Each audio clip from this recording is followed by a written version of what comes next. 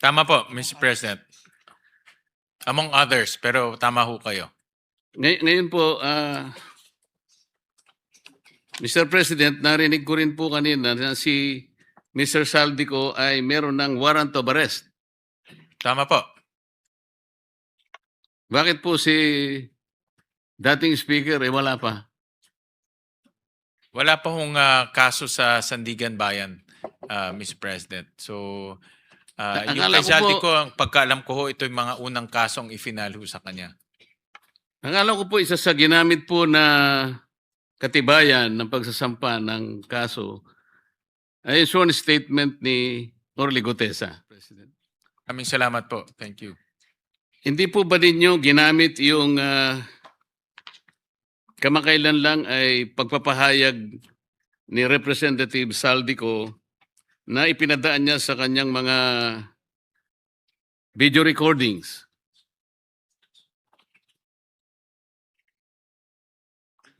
Well, Mr. President, una-una hindi ho yung sworn statement at sa video recording lang ho niya ginawa. So wala hong saysay ho yung kanyang sworn statement. Wala pong saysay yung kanyang statement, hindi pala siyang sworn. Sorry, Mr. President. Pero Mr. President, kung inyo pong susuriin yung Republic Act 6770, ito po yung charter ng Ombudsman. Kung tawagin po yung Ombudsman Act of 1989, dito po sa Section 13 ng batas na ito, Mr. President, sinasabi po na the Ombudsman and his deputies as the protectors of the people shall act promptly as complaints filed in any form or manner. Hindi po sinasabi rito, Mr. President, na kinakailangan nakanotaryo.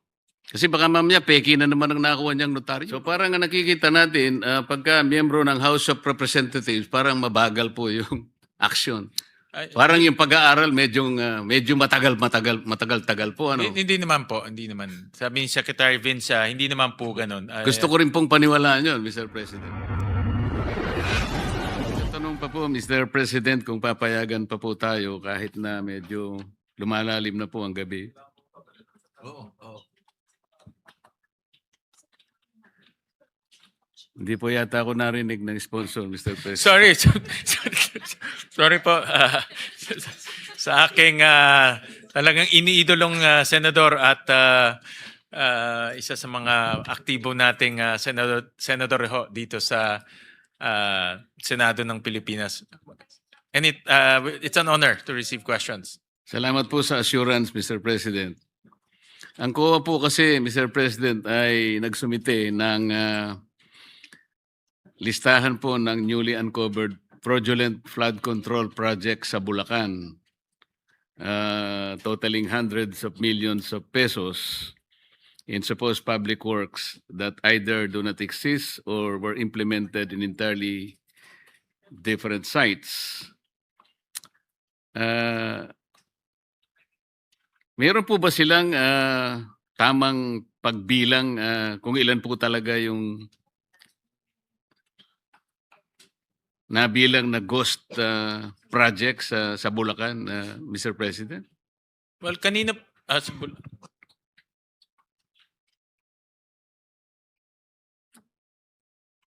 Anong proportion?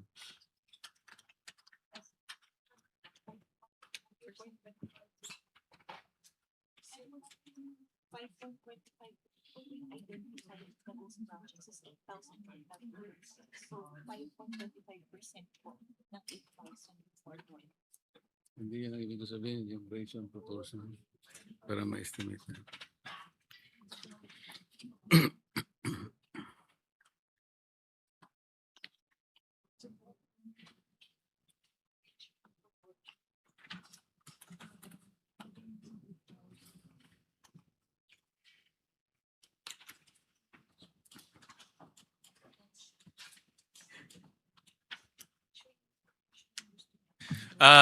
Tuloy-tuloy po yung validation ng team sa Bulacan, ang suspected ho nilang ghost projects is 37, and out of that 37, 7 po ang ghost projects, Mr. President. Validated ghost projects out of the 37. At ang COA rin po, meron ho silang fraud audit kinoconduct sa Bulacan, at ang next nila po ay will be Metro Manila. In fact, yun po yung aming usapan ni chairman ng COA po. Sino po ang mas accurate, Mr. President? Yun pong bilang ng COA o yung bilang ng DPWH? Actually ho, nagko-coordinate ho sila, no? Because at the end, it's DPWH rin po ang magpa-file rin ng kaso. So, nagko-coordinate ho sila. In fact, itong mga agencies, insofar as flood control, this flood control issues concerned, nagko-coordinate very closely ho ang mga ahensya. Kasi po, Mr. President, ang pagkakaalam ko, fraud audit lang ginagawa ng COA. Hindi naman siya talaga nag-inspect kung alin talaga yung ghost projects. Kaya maaaring hindi siya mabuting basihan kung ang pag-uusapan ay yung pagtansya o pagbilang ng tamang bilang ng lahat ng masasabi nating flood control, ghost flood control projects. Yung fraud audit po, Senator Marcoleta, ay composite team ang binuo ng COA and ng DPWH. So meron hong tao ng COA, meron din tao ng DPWH. Kasi yung technical side ho is really importante po ang DPWH dahil mga civil engineers ho yan. So composite team po ang binuo nila. Kasi po ang pagdududa ng representasyong ito, Mr. President, ay nanggagaling sa katotohanan na ang COA po ay isa sa mga sangay ng ating pamahalaan na dapat nakatutok talaga yun eh. Ang katotohanan nga po, lahat ng mga district engineering, anong tawag dyan, DE, opisina ng mga district engineers, meron pong resident auditors yan eh. Paano po natin masasabing ghost project? Dumaan naman sa kanila yun. Lahat po dumadaan din sa resident auditor. Ang iba nga pong nagsasabi, complicit nga yung resident auditor sa mga project. At sabi po nila, Mr. President, tumatanggap din po ng commission po yung resident COA. Kaya kung sila po yung magbibilang, parang pagdududahan din, Mr. President. Yun ang punto lamang dito. Gusto natin kasing malaman, kasi po kanina, nalaman natin, sa ngayon po ay allegedly 420 pa lang ang projects na na-identify na ghost out of a possible universe of 8,000 flood control projects. Tama po ba yun, Mr. President? Tama po. Pwede po bang pakukwenta natin sa mga engineers ng DPWH ratio and proportion lamang po para matansya natin ilan ba talaga ang flood control project sa kabuuan nitong universe para makwenta natin kung magkano talaga ang nawaldas sa pera ng gobyerno. Ratio and proportion lang po ito. Napakadali po nito. Yusek Ador Canlas, baka naman gusto mong kwentahin ito. Kanina po yung sagutin ko lang po yung unang katanungan. Ang COA bumuo ng special fraud audit team. So ito po ay nanggaling po sa COA Central. So hindi nila ginamit yung Bulacan resident auditors para po mag-audit ng mga flood control projects. So galing po ito sa central office. Yung katanungan kung magkano ho nawala, kanina pinakita po ni Senator Ping Lacson na ang estimate niya is about 29 billion pesos po ang nawala dahil po dito sa flood control, ghost flood control projects. No? So yun po yung kanyang estimate.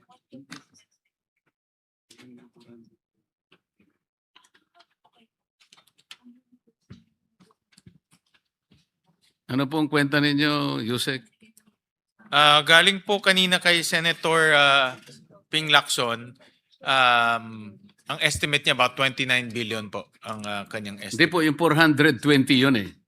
Ang katumbas po ng 420 na so far nakukwenta natin ay 29.75 billion. Tama po. Ngayon po, 8,000 po yung bale pinagkukunan natin ang possible final number of all ghost projects. Kaya sabi ko kay Yusek, pakikwenta mo, 420 divided by 8,000 x over 29.75, bilang po yun?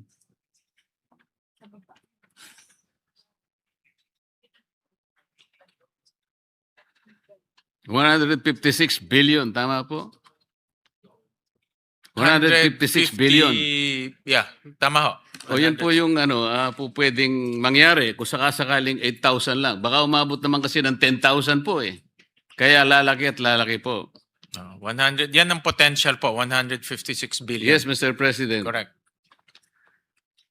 Kanina po, sa pagtatanong po ng mga naunang kasama natin, Mr. President, ay nasabi yata ng ating secretary na ang DPWH po at saka ang ICI ay nagsama para magrekomenda po ng pagpapile ng plunder and other charges against former President Saldico and former Speaker Martin Romualdez sa opisina ng Ombudsman. At ang pinagbasihan po ninyo, kung tama po ang aking pagkakadinig, Mr. President, ay dalawang bagay. Yung 100 billion worth of government contracts secured by SunWest from 2016 to 2025 at saka yung statement po ni Orly Gutesa. Tama po ba yun, Mr. President? Tama po, Mr. President. Among others, pero tama ho kayo. Ngayon po, Mr. President, narinig ko rin po kanina na si Mr. Saldico ay meron ng warrant of arrest. Tama po. Bakit po si dating speaker wala pa? Wala pa hong kaso sa Sandigan Bayan, Mr. President. So, yung Akala kay ko Saldico, ang pagkaalam ko ho, ito yung mga unang kasong ifinal ho sa kanya. Ang alam ko po, isa sa ginamit po na katibayan ng pagsasampa ng kaso ay sworn statement ni Orly Gutesa.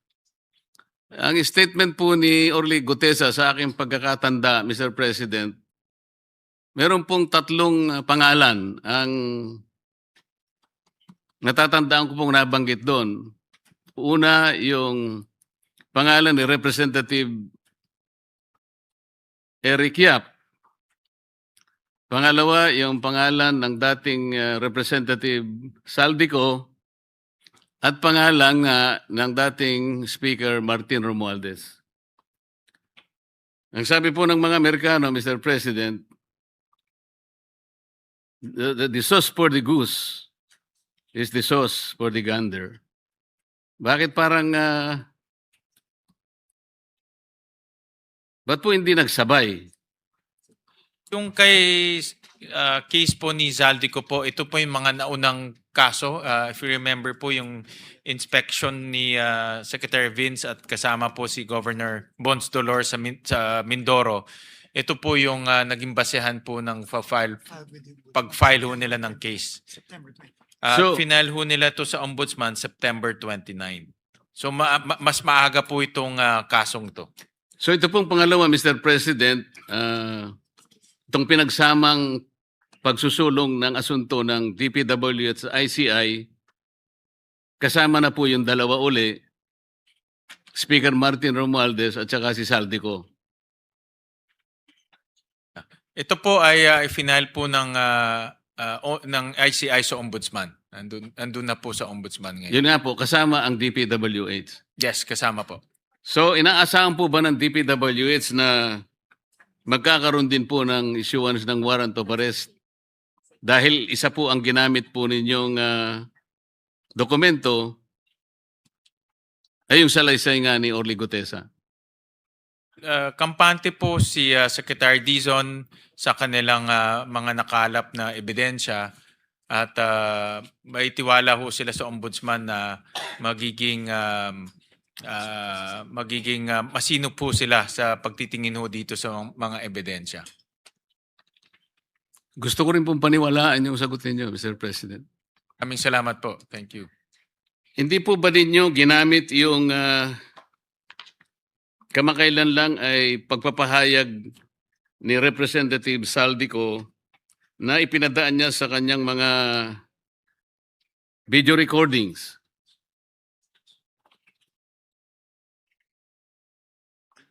Well, Mr. President, una-una hindi ho yung sworn statement at sa video recording lang ho niya ginawa.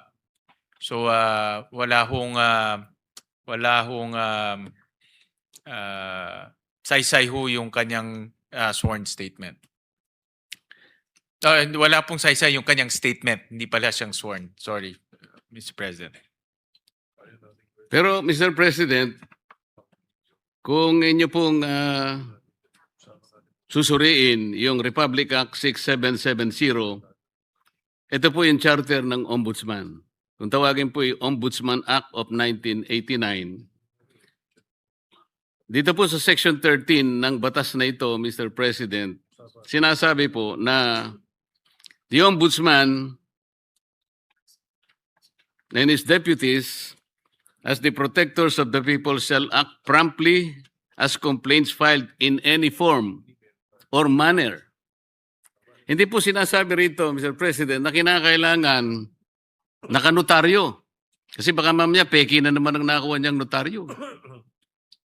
So kahit na walang notaryo, in any form or manner, sa ibang mga desisyon nga po o aksyon ng ng ombudsman, kahit na anonymous po yung letter pinapatos po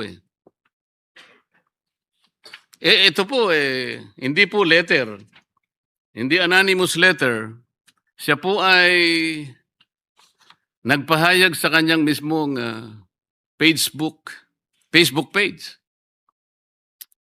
Hindi po ba ninyo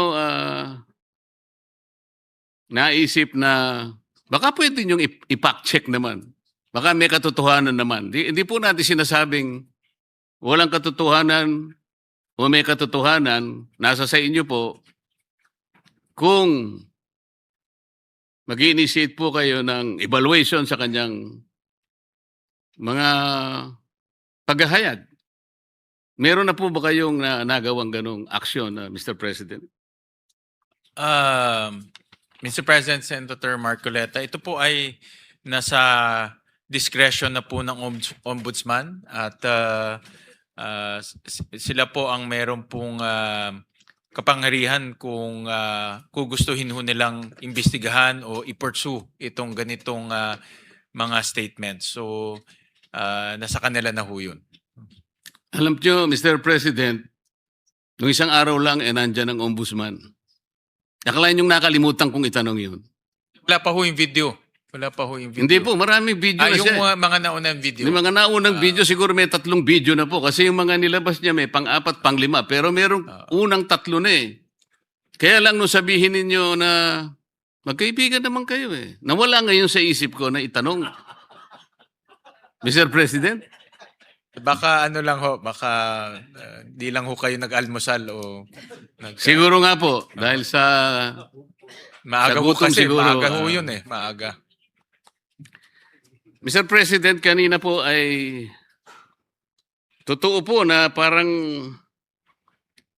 nakaka-confuse, nakakagambala kung ano nga talaga yung distinction ng CPAG at saka BIP. I may dare to offer an explanation kung inyo pong mga marapatin, Mr. President. Yung BIP po naragdag po doon sa sinasabing mga convergence programs Ito po kasi ay paraan para isatisfy yung Garcia-Mandanas ruling ng Korte Suprema. Kung hindi po ako nagkakamali, ito po ang approach na ginagamit para sa ganon mailatag po. Para hindi nagko-complain po yung mga local government units. Sapagkat, sa totoo lang, sa ruling po, kailangan may karagdagan silang ira. Ngayon ay tinatawag na nata. Pero sa totoo lang, sa dami po ng devolution na hinihingi naman po, hindi nila talaga mapapanagutan. Tama po, Mr. President? Posible ho yun. Posible. Pero napakarami pong naging modern versions ng pork barrel. Pork barrel was outlawed by the Supreme Court several years back. Pero lumitaw po, mas marami po ngayon. Mabuti po napansin ninyo, ginoong sponsor, Mr. President, at inalis po ninyo yung tikas. Opo, linipat ho natin yan sa DND. Pero dahil po siguro sa pagod ninyo at sa medyo hindi rin po kayo nagalmusal, Your Honor, nakalimutan po ninyo yung katuparan. Ito po yung kalsada tungo sa Paliparan, Rilis at Daungan. Ito po ay proyekto ng DOTR. Ang DOT naman, meron po siyang TRIP. Ito po yung Tourism Road Infrastructure Project Prioritization.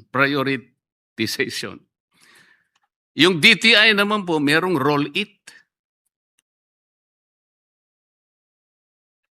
At saka yung nga pong tikas ng Department of National Defense. At nga, dinagdag nga natin po yung Sustainable Infrastructure Projects Alleviating Poverty Gaps, SIPAG. Nakalimutan pa ninyo yung SSP at saka CSSP. Napakarami pong naimbento ng DPWH para lamang po pagbigyan yung napakarami pong mga proponents ng ating infrastructure projects, lalong-lalo na po sa flood control. Sana po, Mr. President, mapasadahan uli ito. Ang una ko pong itatanong tungkol dito, nung malisin po natin ang tikas, bumalik po ba sa DND o it was entirely wipe out? Bumalik po. Yung buong amount po ay tinransfer sa DND. At meron pong dahilan kung bakit ho hindi muna tinransfer yung iba sa ibang mga ahensya. Kagaya po ng Department of Tourism, medyo hindi rin sila kampante na kaya nilang mag-bid out at mag-undertake po ng mga infrastructure projects dahil tourism agency ho sila. Kaya sabi nila baka hindi pa nila kaya this time. Yung Department of Trade, ganun din po. Pero tingin ko ho, next year mayroon na ho tayong oras, pwede ho natin i-consult ulit sila kung kakayanin na nilang mag-bid out. Pero ito po ang nakuha ko rin sa Department of Tourism na kailangan rin ma-improve ng DPWH at ng itong mga convergence projects. Sabi sa akin po ng kalihim po ng Department of Tourism, marami ho doon sa mga projects ay hindi naman po priority ng Department of Tourism pagdating po sa mga tourism areas. So marami rin ho doon sa mga project na yun ay kumbaga hindi kinakailangan ng Department of Tourism. So kailangan ma-improve pa yung coordination ng Department of Public Works at DOT hanggat nandiyan pa ho yung mga programa na yun sa Department of Public Works. Mr. President, kanina po ay nabanggit po yung pantulong na basihan ng inyong pagsasampa ng mga asunto sa mga nabanggit kaninang mga pangalan. At kung maring nakikinig si Sergeant Gutesa, parang vindicated na rin po siya sapagkat nagamit yung kanyang pahayag. Ang tanong po, bakit kaya hindi naman ginamit yung sworn statement ng mag-asawang Diskaya? Samantalang doon po ay may nabanggit ding 17 members ng House of Representatives. Yun po ay sworn statement at yun po ay pinanumpaan din sa harap ng Blue Ribbon Committee.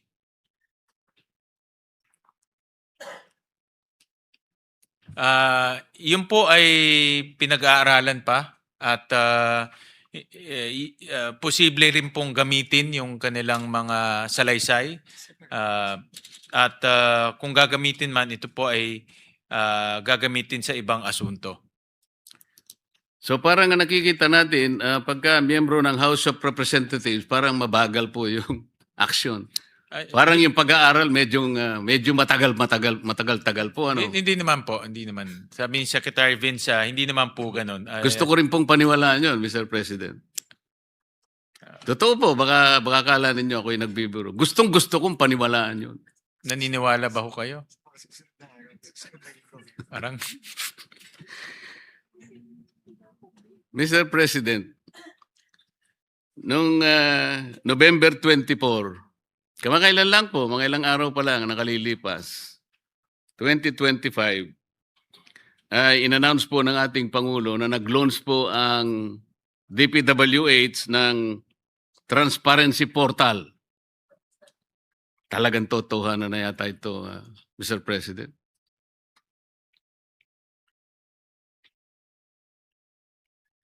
Yung portal po is powered by artificial intelligence. Ang sangayon po sa mga ulat. Tama po ba yun? Tama po.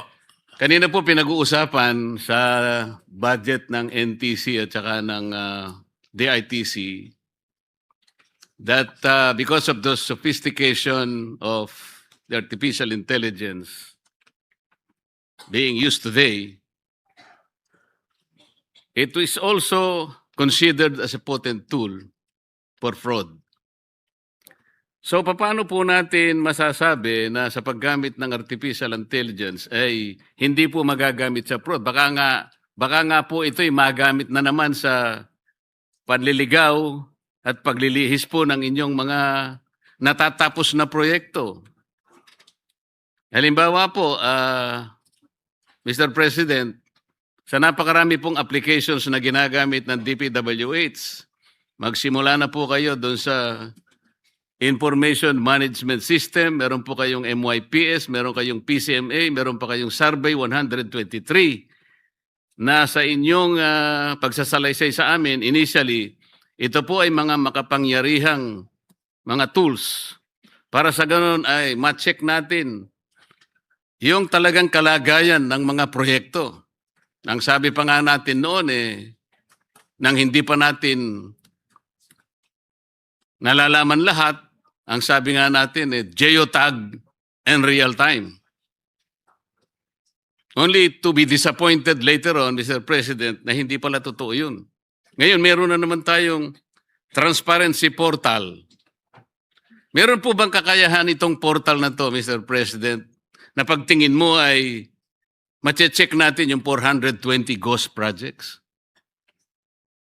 Easily? Tama ho kayo, Senator Marcoleta, nung narinig ko ho yung geotagging, lahat tayo natuwa dahil akala ho natin ito na ho ang teknolohiya na iiwas po sa sa korupsyon at sa katiwalian. Pero ganun pa man, nalampasan pa rin ng korupsyon yung geotagging. Ngayon po, gagamit na ho ng mas sophisticadong technology. May satellite The Philippine Space Agency. technology na ho in partnership with the Philippine Space Agency, paborito niyo pong agency. At gumamit na po ng artificial intelligence para po mapag-aralan yung 248,000 na proyekto over the last 10 years. Dahil itong hindi lang po yung current year ang pinag-aaralan, 10 years prior pinag-aaralan na rin using artificial intelligence. Alam po ninyo, Mr. President, initially, tinitingnan ko po inaaral ko. Parang ang pattern po is very similar to the DIME of the Department of Budget and Management. Ito pong DIME ay ito po yung inumpisahan na po 7 taon nang nakararaan Pero wala pong mabuting katibayan na talagang nakatulong sa pag-determine ng accuracy ng mga projects. So, DIME 7 years ago, ginamit. Pagkatas meron po tayong napakaraming applications na pinaniwala po tayo initially ng DPWH na talagang ito, sigurado ang Pilipino rito. Huwag kayong magalala, sigurado na ito.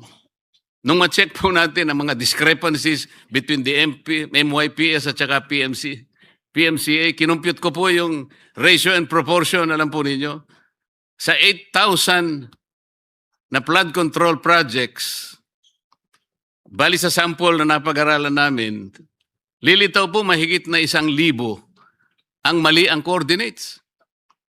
Ngayon po, meron na naman tayong portal. Sinasabi natin, wala namang iniwan do sa DIME hanggat wala po tayong satellite, hindi po mangyayari yun. Wala pong real time. Walang real time. Patuloy na patuloy pong mamamanipula lahat ito. Ang ibig po sabihin, Mr. President, this might be utilized na parang baka ma-mislead na naman po ang ating mga kababayan na akala mo ito ang magbibigay ng magic. Parang madaling pagbibigay ng kapanatagan sa kalooban ng bawat Pilipino na yung trust ay nabalik kagad. Nang ganun-ganun lang. Yan po yung sentimiento, Mr. President. Pasensya na po kung masyado akong naapektuhan itong magnitude ng flood control anomalies na ito na napakahirap ibalik yung tiwala na yun. Dapat sana isang malakihang pamamaraan, isang katanggap-tanggap na pamamaraan na kahit bali-baligtarin mo, paniniwalaan siya ng tao. Yun po yung kailangan natin ngayon eh. Hindi sinabi lang natin transparency portal. Wala namang pinag-iba sa iba. So it could be a new color for the same dog. Tama ho kayo, Senator Marcoleta, yung Project Dime talagang walang kwenta ho yun. Dahil hindi ho na-update, it was supposed to prevent all of these things from happening in corruption. Pero nakita natin, wala naman pong nangyari. Tama ho kayo rin na ako, naintindihan ko yung inyong sentimento na nakita na natin to dati, anong kaibahan ho nito. Ito naman po, ginaguarantee ho ng DPWH, Secretary Vince, at of course, ang ating Pangulo, na ito ay gagamitin on a regular basis, on a daily basis, at i-update po ito para magbigay ng impormasyon sa ating mga kababayan. With the Philippine Space Agency. Hindi ho to, pat ang Colatilia sa ngayon monthly pa lang ang updating ng pictures dahil dahil limitado rin po sa number of satellites ho tayo. Pero ang guarantee naman ho dito, every month makikita nila yung takbo ng proyekto. At makikita ho nila kung yung proyekto ay gumagalaw o hindi gumagalaw at saan yung proyekto.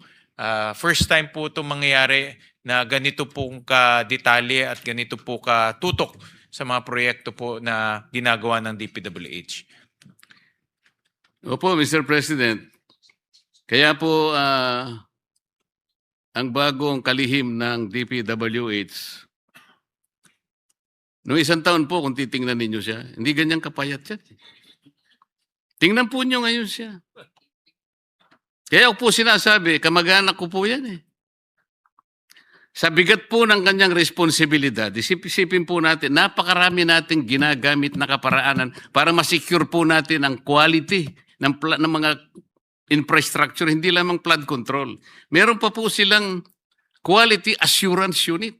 Naku po, pagka binasa po ninyo yung mga department orders, kundi po ako nagkakamali, 4 na department orders ang binasa ko na magkakadikit. Pinag-uusapan po yung quality assurance units na ang pinakasentro po nila, yung central office. QAU CO, di ba, Mr. President? Yan po ay replicated sa maraming opisina. Sa regional offices, meron po sila. At hanggang po sa district engineering offices, nandiyan po yung quality assurance units. Wala pa rin pong nangyari. Meron pa po silang CPES.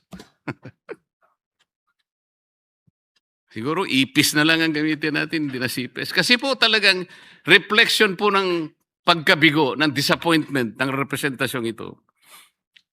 Napapangiti po ang ating majority leader. Pero totoo po eh.